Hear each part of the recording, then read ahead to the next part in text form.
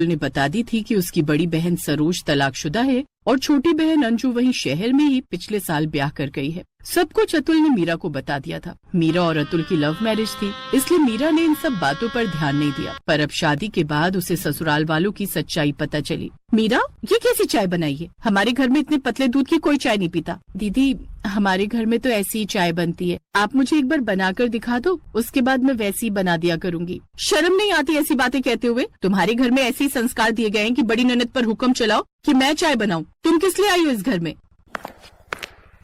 क्या हुआ सरोज, सुबह सुबह इतना शोर क्यों मचाया हुआ है? माँ, मैंने मीरा से कहा कि हमारे घर में पतली चाय कोई नहीं पीता। मुझे कहती है मुझे। दीदी, आप ही बनानी सिखा दो। अब बताओ माँ, क्या हम इसे सिखाएंगे कि घर के काम कैसे होते हैं? बहुत गलत बात है बहू, ऐसे बड़ी नंदों से बात नहीं करते। सरोज अगर कुछ सिखा रही है तो सीखो। माँ जी, वही तो मैं दीदी को बोल रही थी कि आप बता दो एक बार, मैं सीख जाऊंगी तो वैसे ही बना लूंगी। हाँ, ठीक है, शाम को बता दूंगी। मीरा का चेहरा उदास हो गया। उसकी सास से ज्यादा उसकी ननद सरोज खड़ूस थी। वो मीरा को हर बात में टोका करती थी। खाना बनाते समय हो या फिर कपड़ों की बात हो, हर समय मीरा के सिर पर खड़ी रहती थी। यहाँ तक कि मीरा कहाँ जाएगी कहाँ नहीं, ये भी सरोज ही तय करती थी। मीरा, जो मूवी तुम बोल रही थी उसकी 2 टिकट मिल रही है, कर दूं क्या? हाँ, कर दो। मेरी सहेली बोल रही थी बहुत अच्छी पिक्चर है। मैं जल्दी से घर का काम कर लेती हूँ, आप शाम का 6 बजे का शो बुक कर दो। क्या बुक करवा रही हो मीरा? कहाँ जाना है? वो दीदी, मैं और अतुल जी मूवी देखने के लिए जा रहे हैं। नई मूवी आई है ना, वही। कोई जरूरत नहीं है पिक्चर देखने जाने की, फालतू का समय बर्बाद करने वाली बात है। शाम को तुम मेरे और माँ के साथ कीर्तन में चलो, वहाँ मंदिर में तुम्हें अच्छा लगेगा। और वैसे भी नई नवेली दुल्हन हो, मंदिर में सब औरतें तुम्हें देखेंगी तो बहुत खुश होंगी। सरोज ठीक कह रही है मीरा, तुम्हें हमारे साथ शाम को कीर्तन में चलना चाहिए। मंदिर में बहुत भीड़ रहती है आज के दिन, और सरोज तो भजन भी गाती है, तो उसे भजन गाते हुए देखना बहुत आनंद आएगा।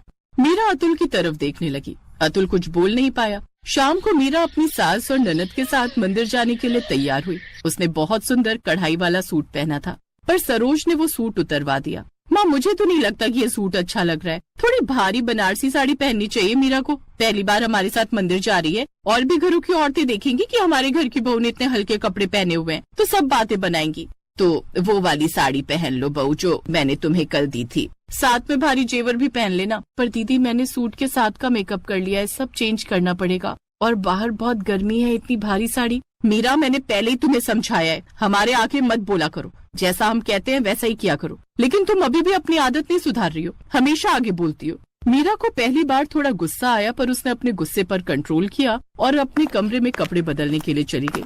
मीरा, तुम कपड़े क्यों चेंज कर रही हो? दीदी बोल रही है कि साड़ी पहनो। उन्हें मेरी कोई भी चीज ठीक कहाँ लगती है। जब से शादी होकर आई हूँ, मेरे पीछे पड़ी रहती है दीदी। मीरा, मैं बात करूँ दीदी से जाकर? अभी अतुल बात पूरी कर ही रहा था कि तभी उसे बाहर से अपनी छोटी बहन अंजू की आवाज सुनाई देती है। अंजू की आवाज आ रही है, लगता है अंजू आई है। सीख जाएंगी, हम है ना, इन्हें सिखा देंगे। वैसे मैं आप सबको एक बात बताना चाहती हूँ, अगले 1 महीने तक मैं यहीं रहूंगी। वो क्या है ना, संदीप जी मम्मी पापा के साथ गाँव जा रहे हैं। उनके कोई रिलेटिव है, उनकी तबीयत ठीक नहीं है, और बाकी उनको कुछ जमीनों का भी काम है। मेरा मन नहीं था गाँव जाने का, इसलिए मैंने कहा कि मैं यहाँ रुक जाती हूँ। आप तीनों 1 महीना गाँव रुकाओ। वैसे आप सबको तो कोई परेशानी नहीं है अगर मैं यहाँ रुक जाऊँ तो। अंजू, ये तेरा अपना घर है, कैसी बातें कर रही है? सरोज ठीक कह रही है अंजू, ये तेरा मायका है, यहाँ पर तू जब तक चाहे तब तक रुक सकती है। मुझे तो खुशी होगी कि मेरी बेटी मायके आई है। दोनों बहनें मिलकर रहो अपनी भाभी के साथ। एक ननद कम थी क्या जो दूसरी भी आ गई? अब दोनों मिलकर मेरा दिमाग खराब करेंगी। एक शेर है तो दूसरी सवा शेर है। मैं इन दोनों के बीच चक्की में गेहूं की तरह बिल्कुल नहीं पिसने वाली। अगर जरूरत पड़ी तो मैं आवाज भी उठा दूंगी। मीरा की दोनों नंदों ने उसकी जिंदगी में तूफान मचा रखा था। मीरा के भतीजे का पहला जन्मदिन था। मीरा जन्मदिन पर जाने की तैयारियां कर रही थी। इतने महंगे ऑटोमेटिक खिलौना कार खरीदने की क्या जरूरत थी भतीजे के लिए? 2 जोड़ी सस्ते कपड़े खरीद लो। और क्या फालतू के खर्चे करने की इतनी क्या जरूरत है भाभी? अब मुझे ही देख लो, मैं यहाँ आई हूँ। मैंने अपने ससुराल वालों का बिल्कुल भी खर्चा नहीं करवाया, बस यहाँ रह रही हूँ। मीरा, कुछ और खरीद लो। इतनी महंगी कार खरीदने की कोई जरूरत नहीं, कोई सस्ता सा खिलौना खरीद लेना। मीरा चुप रही, वो कुछ नहीं बोली। शाम को उसके भतीजे का जन्मदिन था और वो गिफ्ट में देने के लिए कार खरीद लाई। उसकी दोनों नंदे सरोज और अंजू उस पर राशन पानी लेकर चढ़ गई। मीरा, हमने तुम्हें मना किया था ना फालतू खर्च मत करो, और फिर भी तुम कार खरीद कर ले आई। इनका क्या जा रहा है दीदी, कमा तो हमारा भाई रहा है ना, ये तो बस उजाड़ रही है हमारे भाई के पैसे। मीरा का गुस्सा फूट पड़ा और वो चिल्लाई, बस और एक शब्द भी बोला ना आप दोनों ने तो मुझसे बुरा कोई नहीं होगा। ये कार मैंने अपने पैसों से खरीदी है। मेरे पास पैसे जुड़े हुए थे, आप दोनों को मुझसे परेशानी क्या है? अरे दिक्कत है क्या? मुझे एक बार बताओ तो सही। दोनों मेरे पीछे पड़ी रहती हो। मैंने सोच लिया कि आप दोनों मुझे यहाँ जीने नहीं देंगी, इसलिए मैं मायके जा रही हूँ, दोबारा कभी न लौटने के लिए। मीरा की बात सुनकर उसकी सास घबरा गई। इतनी सी बात पर इतना नाराज नहीं होते बहू। सरोज, अंजू, आज के बाद मेरी बहू को तंग करने की कोई जरूरत नहीं।